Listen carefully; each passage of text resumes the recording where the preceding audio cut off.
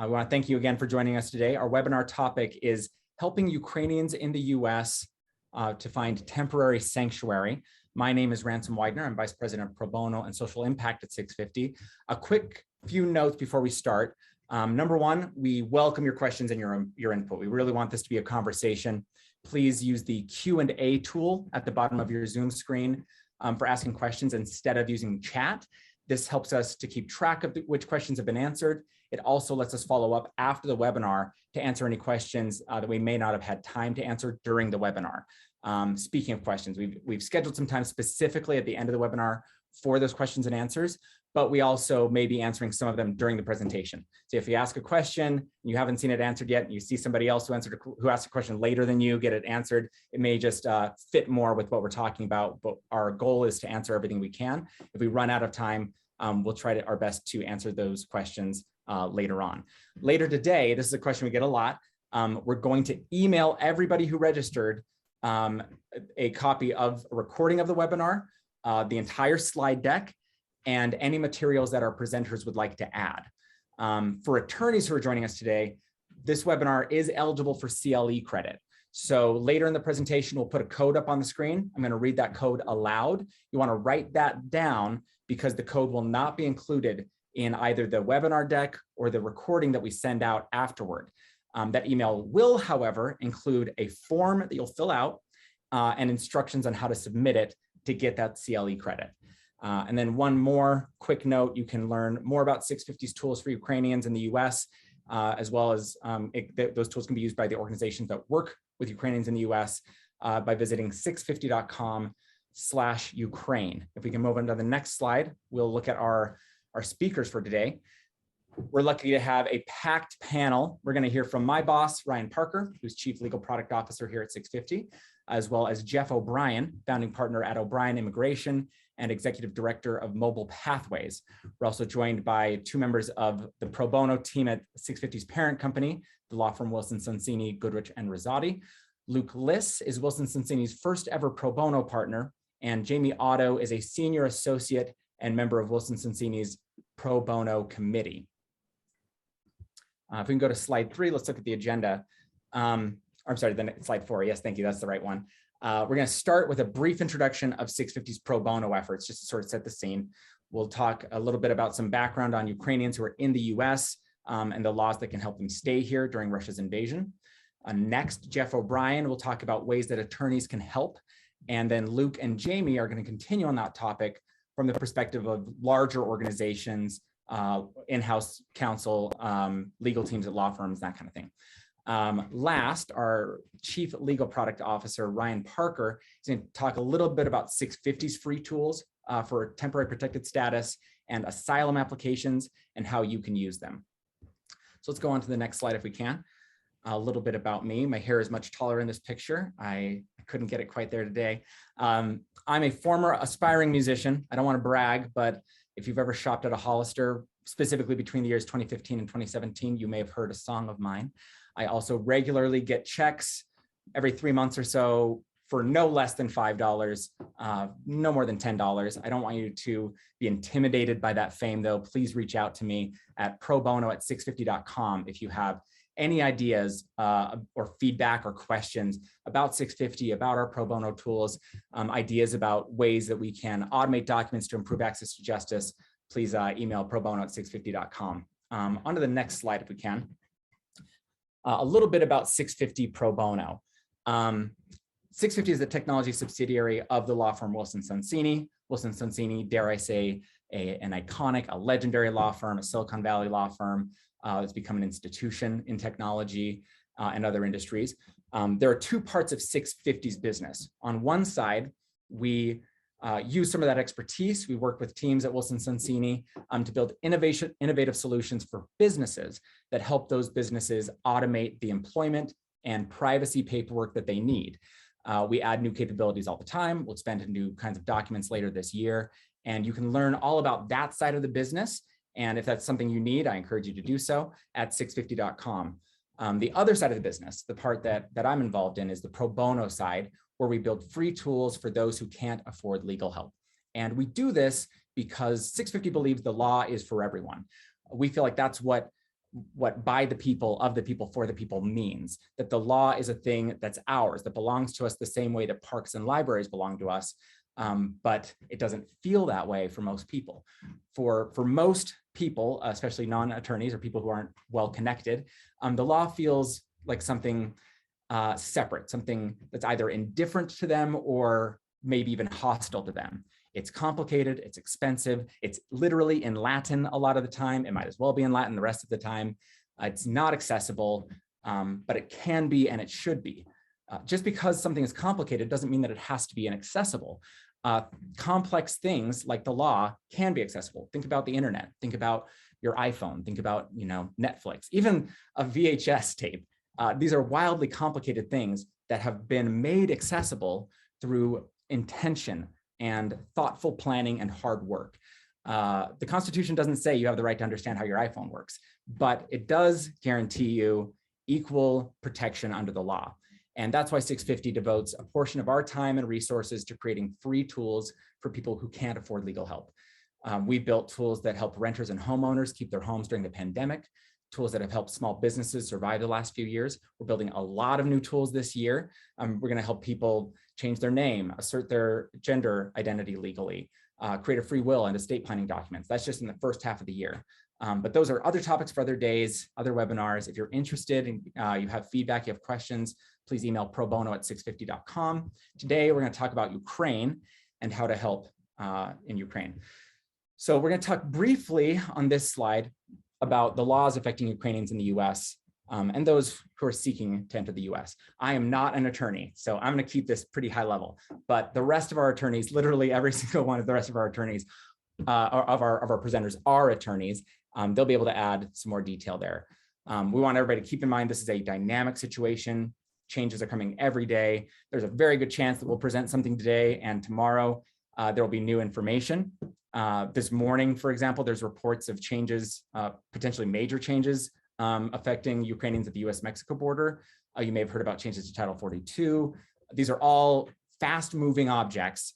You can track by following SixFifty. You can go to sixfifty.com/subscribe. You can follow us on social media. We'll do our best to make sure that you know what we know. If we don't have an answer to a question you have today, we'll do our best to send you an answer after the webinar. Really quick, so before we change slides, US immigration laws, and they're incredibly complex. We're focusing on 3 topics today: temporary protected status, asylum, and to a lesser degree, just because it's so new, the White House's commitment to welcome 100,000 Ukrainian refugees. So first, we're going to talk about temporary protected status. Jeff and Luke and Jamie know a lot more about this than I do, so here's just kind of an overview. We're going to be calling it TPS a lot. So if you hear TPS, we mean temporary protected status. It's a new option that's available for Ukrainians. And as of right now, the government hasn't announced some major details. We don't know, for example, where applicants mail these completed applications, but here's what we do know. So on March 3rd of this year, Department of Homeland Security announced the designation of Ukraine for temporary protected status for 18 months. Based on our reading of that announcement, that 18 months starts on the publication date of the Federal Register notice. Those are additional details they said that we're waiting for example, how to submit a TPS application. Speaking more broadly about TPS, Department of Homeland Security can designate a country for temporary protected status, paraphrasing from USCIS's website, when conditions in that country temporarily prevent its nationals from returning safely, or when the country is unable to handle the return of its nationals adequately. And then DHS makes those designations based on 3 things: ongoing armed conflict, environmental disasters, or extraordinary and temporary conditions. In the case of Ukraine, the designation is based on ongoing armed conflict and extraordinary and temporary conditions. We also know that in order to be eligible for TPS, a Ukrainian national must have continuously resided in the United States since March 1st of 2022. There are some small exceptions that we might touch on. But that's TPS generally. Asylum is available to people coming to the United States for protection because they either have suffered persecution or they fear that they will suffer persecution due to either their race, their religion, their nationality, membership in a particular social group, or political opinion. SixFifty on our website, we say that most Ukrainians who are currently in the US and have been here since March 1st are likely to be best served applying for TPS, but every situation may be different. Asylum may be useful to many Ukrainians who are in the US now, or potentially to those who are seeking to enter the US. Jeff is going to add some more details about asylum in a moment. The third topic, this is the one probably right now we know the least about, is the White House's commitment to welcome 100,000 Ukrainian refugees who aren't in the US right now. And we know that this is it's an all of the above strategy, using visas, humanitarian parole, and other tools available to the US government to help Ukrainians. We also know that it's not limited to the calendar year of 2022. And Jeff will have some more details about that topic as well. Before I hand over the time to the immigration experts, let's talk just a moment about why Ukrainians in the US need help staying here and how difficult that can be. So to quote SixFifty CEO Kimball Parker, which is something I do all day, every day, I just quote Kimball Parker, going home is not an option for Ukrainians right now. There are entire regions of Ukraine that are completely devastated. At least 10 million Ukrainians have already been displaced. Over 4 million have fled the country. And while there are encouraging reports about Ukrainian military success, the areas that they've recaptured are littered with landmines and otherwise very dangerous.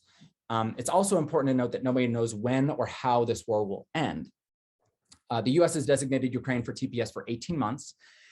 It's very possible that designation will be extended if Ukraine is still unable to handle the return of Ukrainians at that time. As an example, Haiti was designated for TPS in January of 2010 due to a horrible earthquake. That designation has been extended several times since then. The most recent extension lasted until 2023, February of 2023. So that's not to suggest that this could, be a 13-year designation, just to suggest that this can change. And, if past is prologue, there's certainly a chance that it will change. Let's go to the next slide if we can.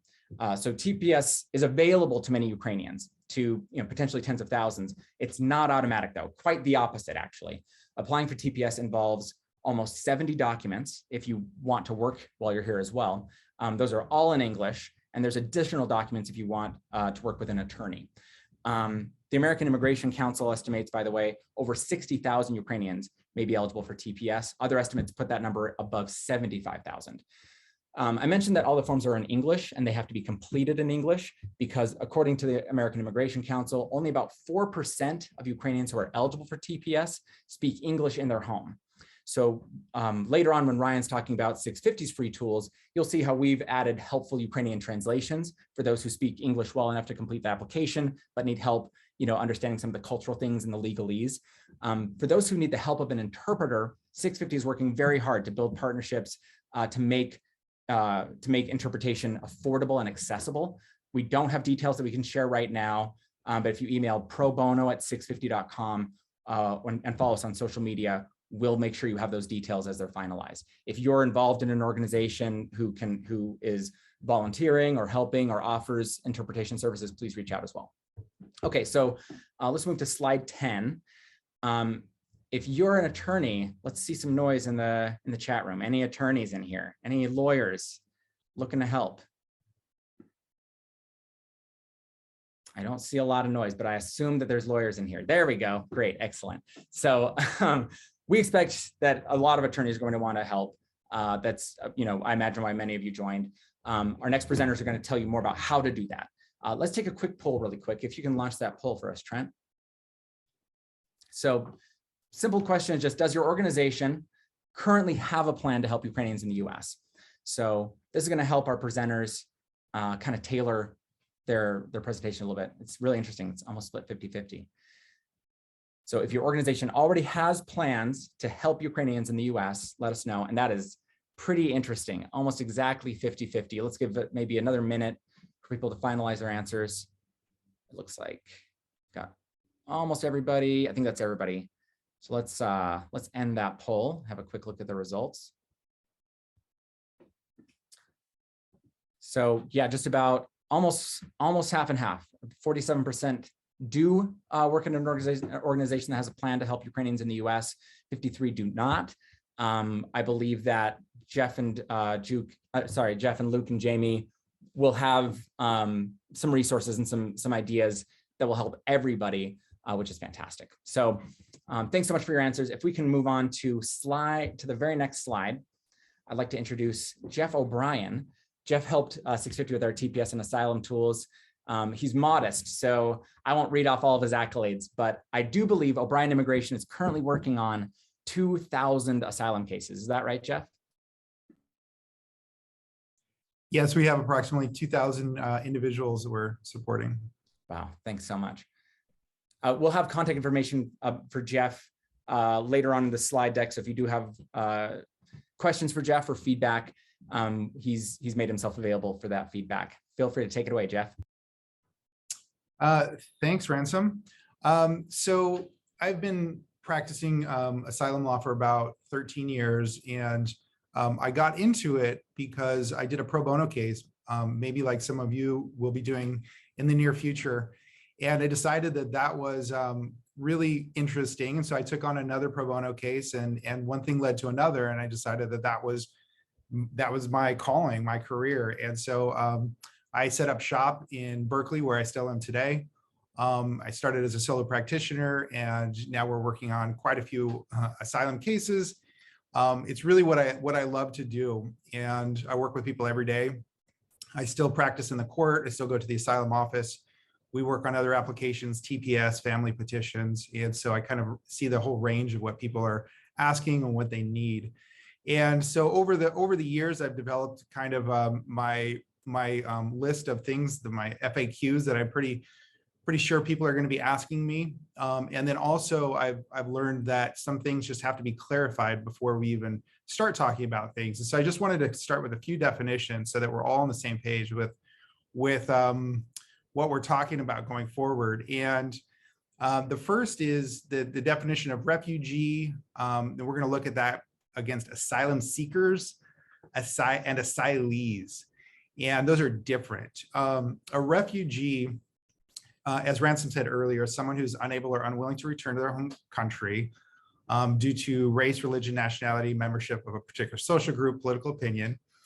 And usually they're outside the United States. So when Biden talks about admitting 100,000 refugees, those are people outside of the US who will then process outside of the US and enter as refugees. Now they're the same people as people who are here who have made it into the United States. And the people who are in the United States are not called refugees. They're called asylum seekers when they start the process. Only after they have been granted asylum with asylum in their hand, like they have a document saying you've been granted, then they become asylees. And refugees who have been admitted to the United States and asylees are afforded a great deal of benefits.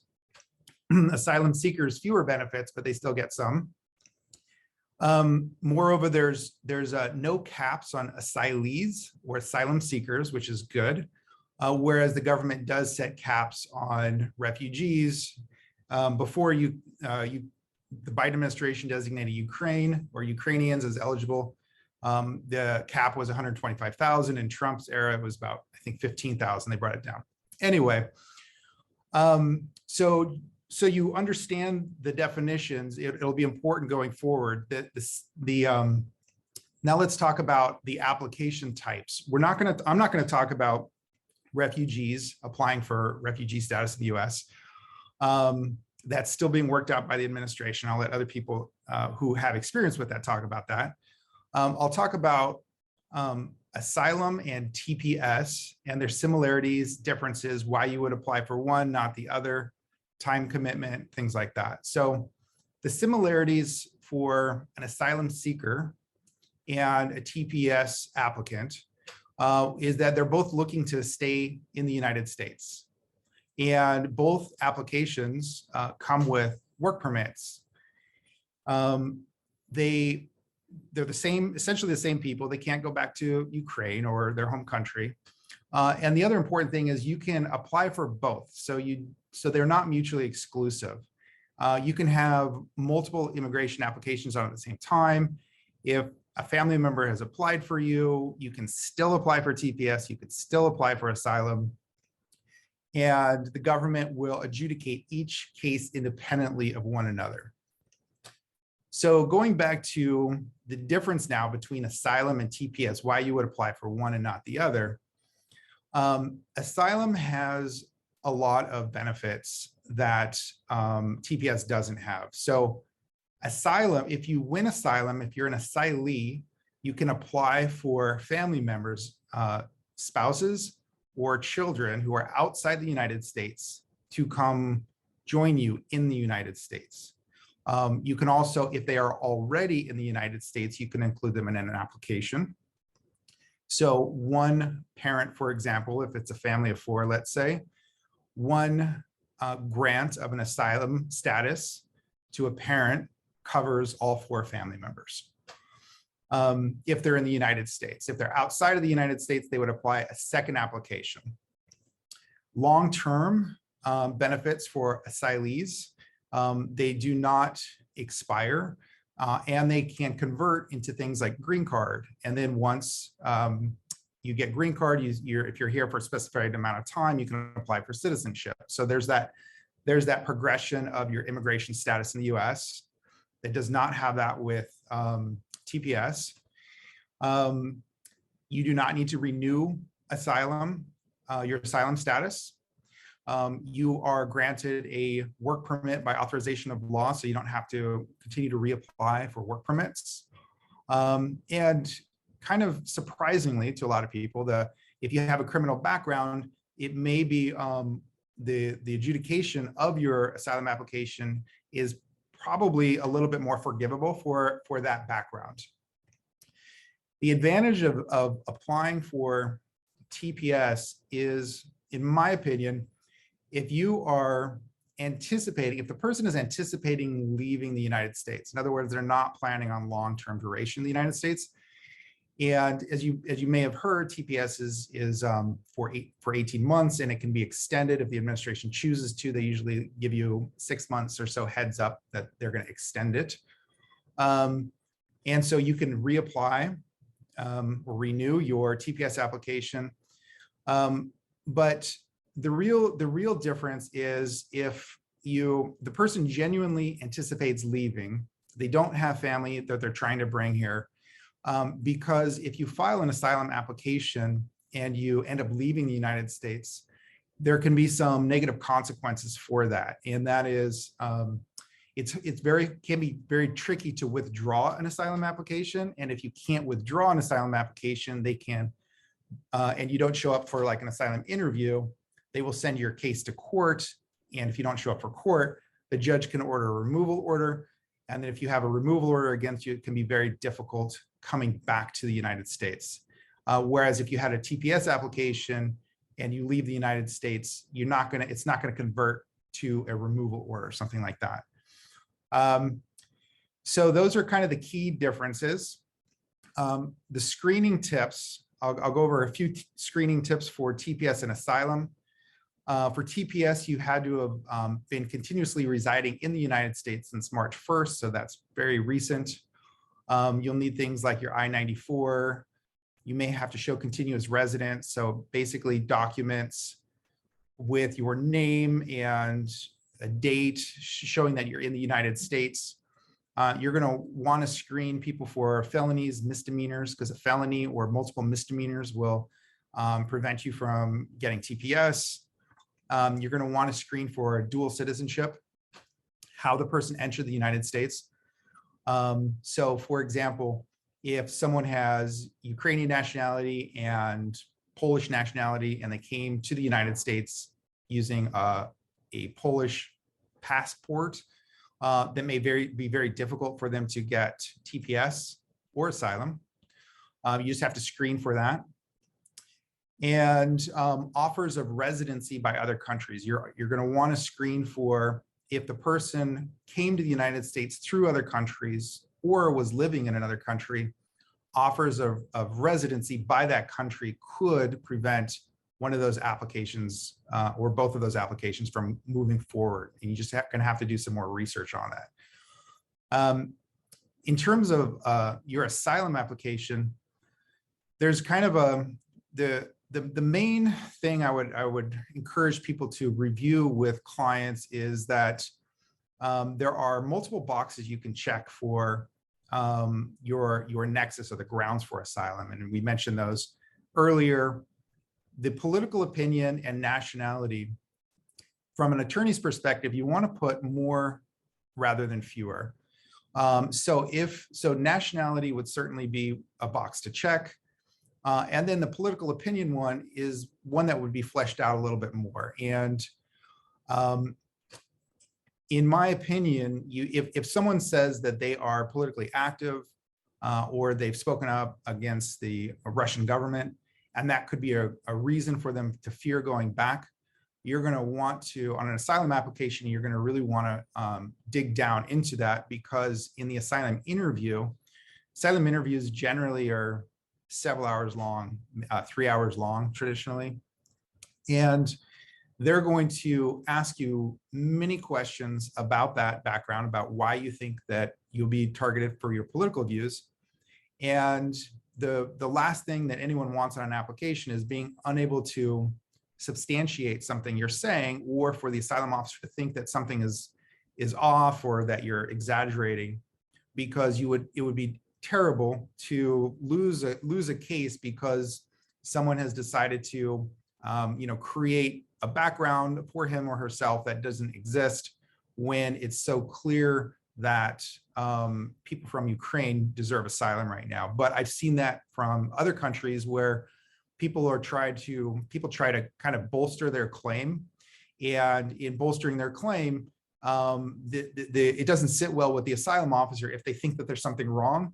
And I've seen cases sink because of that, and you just want to avoid that. Let's talk about the time frame and time commitment of each application. The time frame of a TPS application, traditionally, we don't have data yet for Ukrainian applications. And even if we did, you'd probably see that different service centers adjudicate them differently if they are sent to different service centers. And this is kind of one of the crazy things about US immigration, is that depending on where you live in the country, that can affect where your application is sent. And so different service centers will process things differently. So I know on some TPS applications, service centers can process them in 3 months, whereas others 8 to 11 months. So we don't know yet how long it's going to take, even though I guarantee you everyone's going to be asking how long it takes. We just don't have the data yet. Asylum applicants also, the time frame to process a case also varies quite significantly depending on multiple factors. And you just have to be ready for, if you are volunteering to see a case from the beginning to end for an asylum application, and it's what's called an affirmative application, where you're presenting your application to the government, as opposed to a defensive one where you're in court and you're presenting your application to a judge. Most of the cases I think we're going to be dealing with, you're going to be dealing with, are probably affirmative asylum cases. And it depends on which office is adjudicating the case. So there's dozens of asylum offices around the United States. The one that I practiced before in San Francisco, sometimes they make exceptions for nationalities to process their cases quicker. We don't know which ones will do that for Ukrainian nationals. Maybe none of them, maybe all of them. We don't know that yet. If in the best case scenario, a case could process through an asylum office in 2 months. But quite honestly, we have cases that we filed in 2015 that are ongoing. And so we can't, everyone wants to know how fast their case will go, but we don't have the answer. It depends. With regard to the time commitment, if you're volunteering, I hope all of you do volunteer. I would say that don't be intimidated by, if you're practicing in a different area of law, don't be intimidated by immigration. I think it's a very welcoming place to practice, because a lot of the times the asylum officers, the judges, immigration judges, they choose this career because they like working with these types of people. And so it's very, I would say don't be intimidated by if you have to attend or appear before a judge or an officer. I think it can be a pleasant experience. With regard to the amount of time commitment, my office can process a TPS. An attorney's commitment to a TPS application is probably less than an hour, assuming there's no complications like criminal background checks or issues of residency or dual nationality. An asylum application, on the other hand, if you're volunteering to help someone start to finish on an affirmative asylum case, you have probably a couple hours up front at the application stage, preparation, evidence, helping with doing maybe a mock interview if you understand what that would look like. And then if you attend an interview, that's another several hours. So I think that on a conservative side, if you don't do this regularly, on a simpler case between 10 to 15 hours. On a more complex case, it could take many, many times that. A couple of other FAQs we get that I would anticipate if you're helping someone, you would also get is multiple asylum applications between family members. So if you have a husband and a wife who each need to apply for asylum, technically you can just have a single application on file, but there's no harm to put a second application for a spouse. You can even put them, submit them for children. And if the cases are not merged, like for example, if you apply separately, you would want to merge them to save yourself considerable amounts of time. You don't want to have that many applications going through the asylum office. You want to put them into one case. You can't do that with TPS. Each person will have an application, but again, those are not nearly as time intensive. And other questions that people will ask, they'll ask about the refugee status. As I mentioned earlier, we don't have a lot of details yet. And then there's 4 other categories I'll very briefly touch upon that people will ask you about.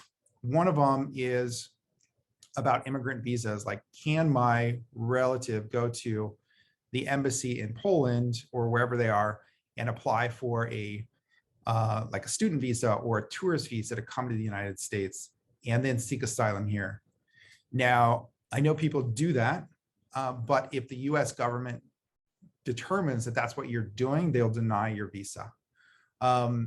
No questions about that. They do not, if you intend to apply for refugee status, you have to go through the proper channels if you're abroad. So again, if the US government, the embassy or consulate, or even the Customs and Border, when you enter the United States, they'll prevent your entry or deny your visa to the US.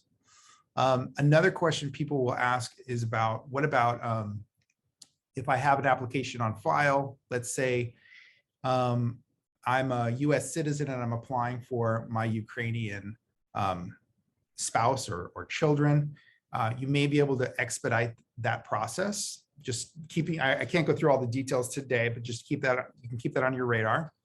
Another thought is, well, I have a friend or a relative that I want to apply for. Sponsors, the term a lot of people use. It's the application for that is called humanitarian parole. And it is possible. Maybe at some point, SixFifty and I or other people can do a seminar on humanitarian parole, because that would be that's a different subject, but also along the same lines, and almost a complementary type of application. But so that may be a possibility. And then the U.S. border, what happens? If someone comes to the U.S. border. And all I can say about that is that things are changing very quickly. There was an article out today about how the US is processing Ukrainians. They're giving special processing to Ukrainians in Tijuana to expedite their process into the United States. Things are always shifting, but a lot of people, as you probably know from seeing the news, do try to come to the US border, seek asylum, and that is an option for people. Now, what happens with them at the border is another story. Again, we don't have time, but a lot of people do make it into the United States to process their case before an immigration judge seeking asylum once they've made it into the United States. So that's my brief overview. I hope I didn't take up too much time there. And I can either take questions now or wait till later. Thanks so much, Jeff. Yeah, there are a couple of questions that I think people would love to hear your thoughts on. One is from Vitali, who asks, some attorneys are saying you can't apply for both TPS and asylum, and wonders if you can elaborate on that. Yeah, no, they don't contradict one another. Technically, you're asking for 18 months with TPS and asylum, you're asking indefinitely. But we have many people in my office who have both applications on file, and the government doesn't have any problem with that. Great, thanks so much. And I think this is one that we'll touch on perhaps when Ryan's talking about the tool, about 650's tool, but just generally speaking, if the case is ongoing, and correct me if I'm wrong, if you're the person who asked this, I think they mean whether it's TPS or asylum. If the case is ongoing, will the person be permitted to work while waiting for the case to be adjudicated? So that's another question that everyone will be asked. You can apply for, when you apply for a TPS, you should also simultaneously apply for a work permit. When you apply for asylum, you will later apply for a work permit. The government makes you wait 150 days after you filed your asylum application to apply for a work permit. Technically, you are not allowed to work until you have a work permit, so don't advise someone that they can work without a work permit. But in reality, the government is not, if people here are working without an EAD, an employment authorization document, they do not hold that against you when they're adjudicating your asylum case. Fantastic, thanks so much. One question from a 650 employee: is that a tiny door just above your? Yeah, it's where the my little girl loves hiding in there. Thank you. Thanks so much, Jeff. And Jeff put together a fantastic bit of information. It looks like we just got another question from Anne. We'll probably do this one at the end if that's okay with you, Anne, because I know that a lot of you are interested in CLE. So Jeff put together a phenomenal overview of a lot of things that he covered. We're going to get that into a shareable format, and we plan to send that out with the email we send today. That follow-up email will have the recording and the slide deck.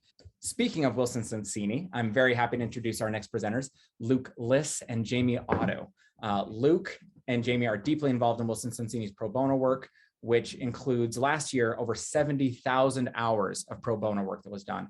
They also helped 650 with our TPS and asylum tools. You can read more about them here on this slide. Of course, we'll send that slide later on. Later in this year, we hope to work more on immigration tools. But Luke and Jamie, what advice do you have for attorneys at larger firms or in-house legal teams who want to help Ukrainians? Yeah, so thank you, Ransom, and thank you so much, Jeff. That was great. And one of the things that Jeff said that really stuck out to me was don't be intimidated. And I think that's so true. It's true for our folks, definitely. Working at Wilson Sonsini, most of our clients are tech companies, that sort of thing. And we do all kinds of litigation. We do all kinds of work on the corporate side. We have all of our folks get involved in pro bono, including immigration, whether it's asylum, trafficking visas, U visas, everything else. And I think the key is to just build your team and take advantage of what's out there. There's so many resources, whether it's nonprofits such as like Lawyers for Good Government, who's going to be doing a lot in the TPS space for the Ukrainian refugees and having trainings, or whether for asylum, everything that's come before, because we didn't, as firms, just start doing this now. We've been doing asylum cases for years. Not 2,000, which is an incredibly impressive number for active cases, but dozens and dozens. So there's always resources out there, and just with some time and attention and building the right team, it's all very possible and very accessible. So I just wanted to start with talking about building that team. And I'm doing it kind of from the standpoint of being at a larger law firm, and for someone who maybe hasn't done a lot of these cases and projects before. So building a team, what does that mean? It's kind of like, I'll talk on a macro and a micro level. On a macro level, it's if you're somebody who manages pro bono like myself and like Jamie, who I'll note, and Jamie will talk in a minute, it's not her day job. Like, I'm the pro bono partner. Jamie is a senior IP litigation associate, but she runs our asylum program in quote unquote her spare time. So it's quite amazing. But that's part of how you build a team. We leverage each other. We kind of help bounce ideas off of each other.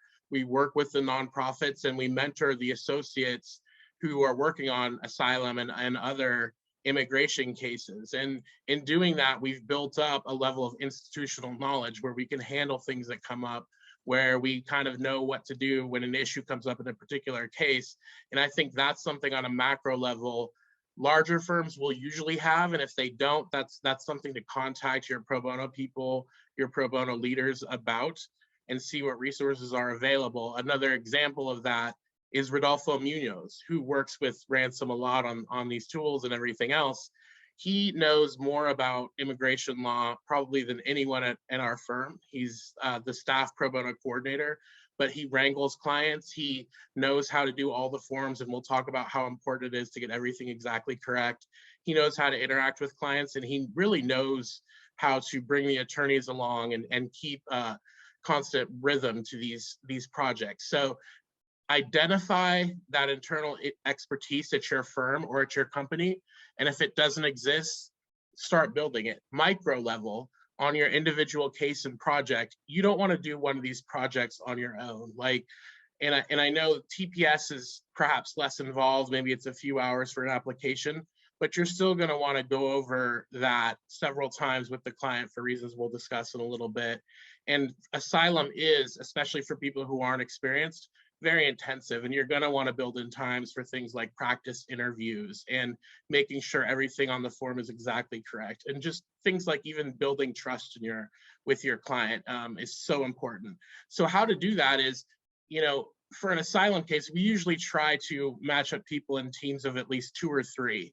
At firms, one thing that happens is there's some turnover over the years, and a lot of these cases can take several years. So it's really important to do that. Also for the reason that we all get busy at times, right? So we want to make sure we're moving these cases along at a good clip and not getting left behind. Sometimes when the headlines fade or when something doesn't seem as urgent, there can be a little bit of a lag there, and you don't ever want that to happen for your clients. You always want to keep the case moving and get it submitted. We don't know what will happen with the next administration or anything like that. So you never want to take it for granted that just because things are okay now and the person is in the US and relatively safe, that there's not urgency here. There is. So get a team together of folks where you can cover for each other, work with each other, bounce ideas off of each other, and kind of take on a little bit different roles. Maybe one person interacts with the client a little bit more directly, and the other person is in charge of making sure everything is correct on the forms, that sort of thing. And don't be afraid to be overstaffed a little bit. It's better to have more help than you may need all the time than less. And this is particularly something that I'd like to shout out to the in-house attorneys, is I know that can often be a very different kind of format for wanting to get involved in pro bono. Oftentimes there may not be kind of the infrastructure for pro bono work, whether it's submitting forms to USCIS and having people who know how to do that, like Rodolfo, or whether it's having predictable schedules that you can use with your teammates to work on these sorts of things. And what I would encourage you to do is leverage your law firm partners, because you all have them. They are doing pro bono, and if they're not, they should be, and they should be reaching out to you to say, hey, would you like to partner with us on some of these projects? And they can really help you, and you can help them. You can give your time and expertise when you have it, and they can leverage the law firm resources, such as making sure the forms all get out to USCIS, having the paralegal assistance that's maybe not available at every in-house company, and those sorts of things. So I think teaming up can be a great way to get these done. And it's something we've enjoyed doing on asylum cases, on different types of screenings and clinics, but we would love to do with TPS applications too, when we get the guidelines from the government, when they get those hopefully soon. So those are kind of my initial thoughts. Jamie, do you want to kind of talk about some nuts and bolts of the importance of being thorough? Yeah. Hi, everyone. So my personal experience is that a lot of the immigration process is dealing with classic government red tape, meaning filling out lots of forms, making lots of statements, and sending in lots of documents. And it is so incredibly important that you are thorough and careful. USCIS is an agency where if you use the wrong colored ink, they might reject your application. And that kind of thing you might be able to resubmit and correct, but that could cause delays or other issues. So you want to get it right from the beginning. And in addition, credibility is a huge issue for the government. So you really want to avoid introducing any inconsistencies or inaccuracies that may be used to portray your client basically as a liar, which happens unfortunately more frequently than I'd like to see. And the big problem is that memory is a really fickle thing, especially when, like, for our clients, your life has been completely uprooted and you're fleeing something as chaotic as a war. Your memory might not be the most reliable thing, especially in those early days, or even as time progresses, you may forget things. And so it's your job as the advocate, as the attorney, to really, dig down deep into the facts, fact check as much as you can with, articles on the internet or, other witnesses that may have been there at the time, family members. It's really your job to thoroughly vet your client's story and make sure that it's as accurate or at least as consistent as you can make it. You really want to nail down the narrative before you're presenting it to the government, because, like I said, any inconsistencies can really throw your whole case.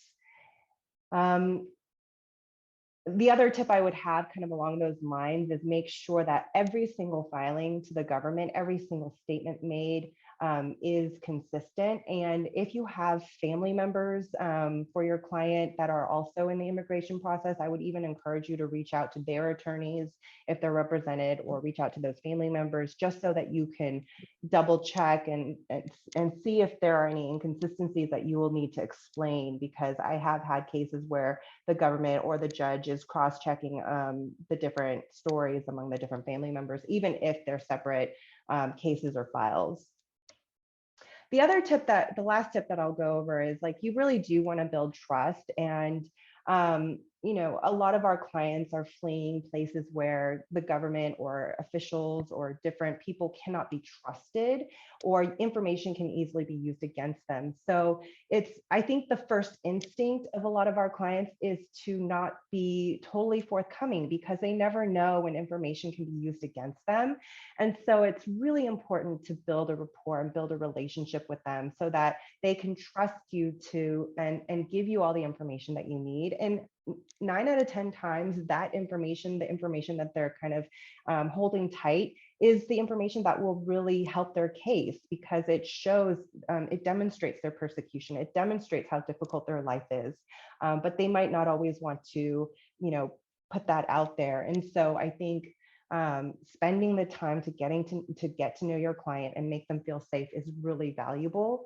And also, we're working with a group of clients that are experiencing trauma. So a big part of our process is applying trauma-informed advocacy. The last thing we want to do is to re-traumatize the client during this process. And these days, there are lots of resources about best practices on how to represent asylum and immigration clients who have experienced trauma.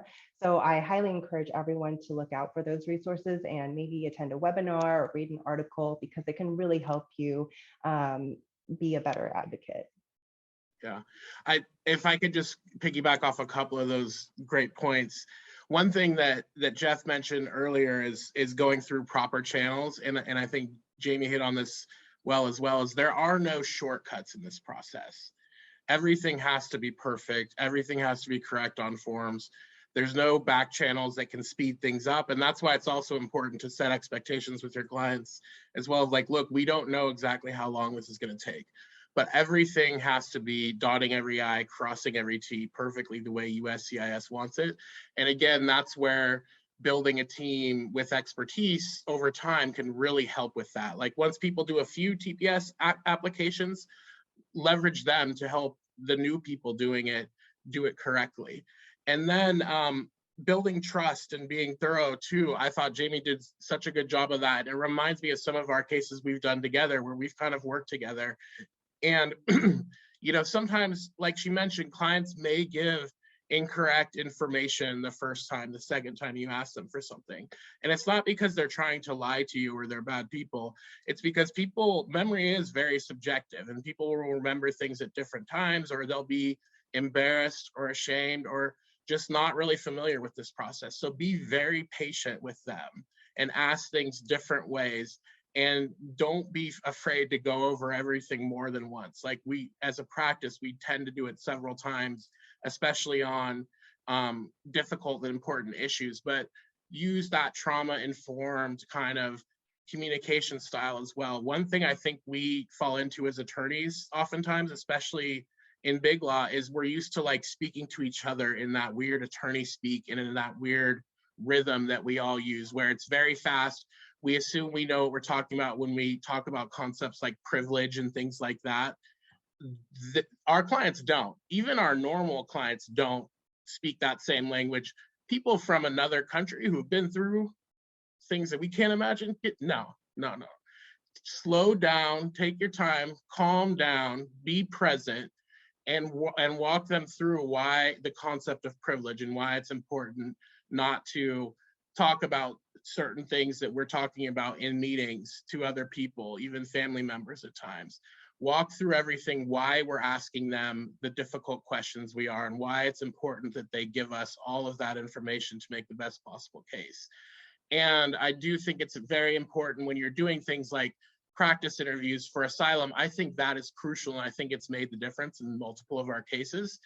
And again, the importance of teams. Have one person be the person who the client is super comfortable with talking to and disclosing to, kind of building that trust. Then maybe have another person on the team who plays the role of the USCIS officer and asks the difficult questions and gets them used to that kind of cadence, because there's gonna come a point with asylum where they're gonna have to go in that room and they're gonna have to answer those questions without you really sitting there and prompting them.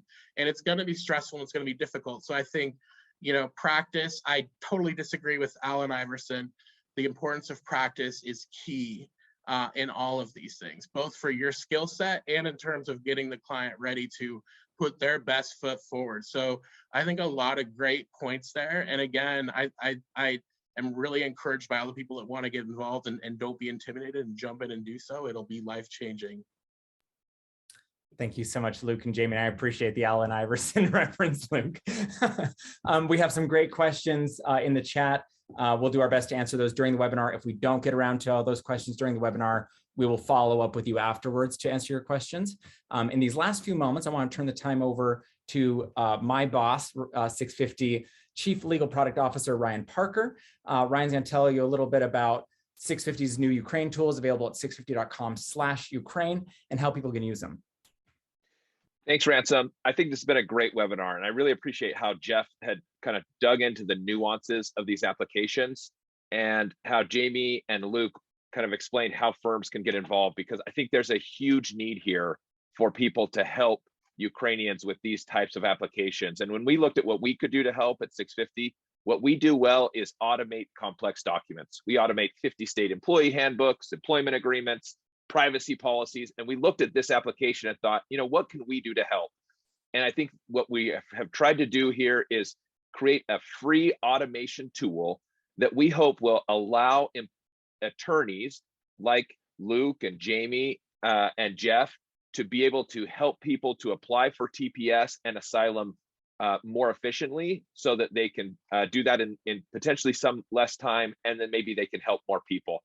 Now, we're not saying that this is going to make this so it's not a time-consuming process to help people, but we hope that we can make that process a little bit more efficient. And so I want to just talk about how we did that, and I'm going to go really quickly through some slides. So essentially, we took the very complicated government forms and we automated them in a system like TurboTax. And so if we can move to the next slide, we'll show you what that looks like. You come to our website and you see the Ukrainian flag, and you can create a free account. We also have translated all the information into Ukrainian. So if you're an attorney and you're helping someone that has somewhat limited language skills, they can maybe use the translation to help you along with the process.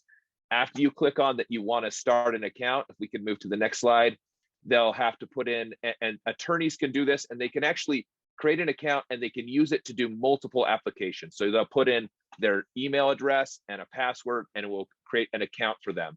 It will then take them, right into the tool. And essentially what we've tried to do is make this as easy as, for example, TurboTax or H&R Block Online, or if you do your taxes online, it asks you a series of questions and helps you in a short amount of time to fill out a complex document. And that's what we're hoping that attorneys can use with their Ukrainians who are trying to apply for TPS or for asylum. And so it'll walk you through, it will give you an explanation, both in English and Ukrainian. We've also linked to source documents. I know attorneys like to kind of dig in and see what we're talking about. And so we've linked to different pages for government resources. And essentially we'll walk you right through the process. So if you're doing TPS, we'll help you to fill out your TPS application, your work authorization paperwork, and your attorney authorization, your attorney representation paperwork, if you're going to represent someone. And we do that all in a really easy question flow.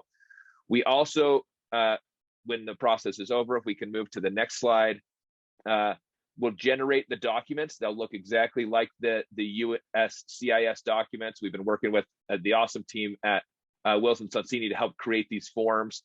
And we also create an instruction sheet that will tell you, work with your attorney, review every question and answer on here. And we kind of walk them through the process of what they should do with the sheet. And so what we've tried to do is create a tool that attorneys can use to make this process of helping people apply for TPS or asylum more streamlined. And we hope that as many attorneys as possible can use this. I think there's a question about a disclaimer. We know that there are some people who want to apply for TPS themselves. We recommend to them at about 6 different places in the process that they work with an attorney. But if they are dead set on applying for themselves, they can use this tool themselves. And we feel like they'll probably have a better experience than just trying to fill in a fillable PDF. But we do not recommend that people use this themselves. We both on the instruction sheet and in the question flow, direct them to going to an attorney, because we think that's the best situation for them to be able to use a tool, but also work with the attorney. I know we're a little over time, so I'll stop there. We're going to send out these slides so you have a chance to look at them more closely, but we're really grateful to people like Jeff and Jamie and Luke who have supported us in building this tool and who are sort of the boots on the ground helping Ukrainians. We hope this is a tool that they can use to help people more efficiently and potentially help more people. And I think I'll kick it back to Ransom just to give us kind of a wrap up and some additional resources. Perfect. Thank you so much, Ryan. And thanks again to Jeff, to Jamie, to Luke, and the organizations that they represent who have helped us so much. What's next? So what you can do, whether you're an attorney who wants to help somebody, a Ukrainian who wants to start this process, you can go to 650.com/Ukraine. If you need help applying for temporary protected status, Lawyers for Good Government is a great organization that's rallied thousands of attorneys specifically to help Ukrainians in the US apply for TPS. You can sign up at l4gg.org/TPS-Ukraine. If you want to contact Lawyers for Good Government, you can email pro bono at l4gg.org. Jeff has also made himself available for questions. You can email Jeff at jeffrey@obrienimmigration.com. And if you have an idea or you want to get involved, please email pro bono at 650.com.